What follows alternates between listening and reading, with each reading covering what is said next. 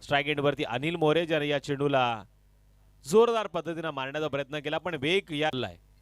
याच्या आधी तो डाव्या बाजूने पंचांच्या गोलंदाजी करत होता, आता उजव्या बाजूने आलाय.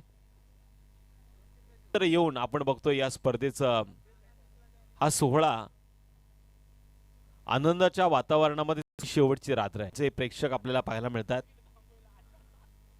जोरदार पद्धतीने मारण्याचा प्रयत्न तिवारी यांनी घेतलेली हमी.